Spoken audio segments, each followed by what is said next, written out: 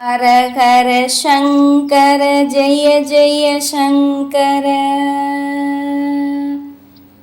ஓம் ஸ்ரீ மகா பெரியவா சரணம் சரணம். ஒரு முறை மகா பெரியவாவை தரிசிக்க ஆச்சார சீலர்களான வைணவர்கள் சிலர் சங்கரமடம் வந்தனர். அவர்களில் ஒருவர் மட்டும் சற்று மாறுபட்டவராக இருந்தார். எங்கோ வெறித்து பார்த்தபடி அடிக்கடி தலையை அசைத்துக் கொண்டிருந்தார். ஆனால் முகத்தில் எந்த உணர்ச்சியும் தென்படவில்லை. அவரை சுட்டிக்காட்டிய வைணவர்கள், சுவாமி, இவருக்கு என்ன நடந்தது என்றே தெரியவில்லை. பார்க்காத வைத்தியமும் இல்லை, ஆனால் குணம் ஏதும் இல்லை.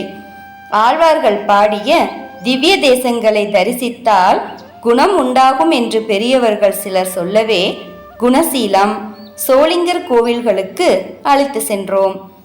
கடைசி முயற்சியாக தங்களை தரிசிக்க வந்தோம், அருள் புரியுங்கள் என்றனர். நல்லது, எல்லோரும் இப்போது விஷ்ணு சகசரநாமம் சொல்லுங்கள் என கட்டளையிட்டார் மகா பெரியவர். அனைவரும் ஒருமித்த குரலில் சொல்லத் தொடங்கினர். கடைசியில் மகா சுவாமிகள் குறிப்பிட்ட மனிதருக்கு துளசி தீர்த்தம் கொடுத்தார். அங்கிருந்த பலசாலியான மனிதர் ஒருவரை அழைத்து பாதிக்கப்பட்டவரின் தலையில் ஒரு கொட்டும் வைக்கச் சொன்னார். எல்லோரும் திகைத்து நிற்க மனநிலை சரியில்லாதவரின் தலையில் கணீரென்று கொட்டு வைத்தார் அவர். மறுகணம் நிகழ்ந்தது ஓர் அதிசயம். சற்றென்று தலையை தடவியபடி மனம் பாதிக்கப்பட்டவர், நான் எங்கே இருக்கிறேன், இங்கு எப்படி வந்தேன் என்றார், ஏதும் புரியாமல்.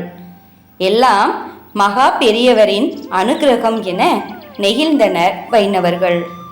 நீங்கள் நம்பிக்கையுடன் பெருமாள் திவ்ய தேசங்களை தரிசித்தீர்களே, அந்த புண்ணியத்தால் தான் பலன் கிடைத்தது என்றார் மகா பெரியவர். ஹர ஹர சங்கர ஜெய ஜெய சங்கர. ஓம் ஸ்ரீ மகா பெரியவா சரணம் சரணம்.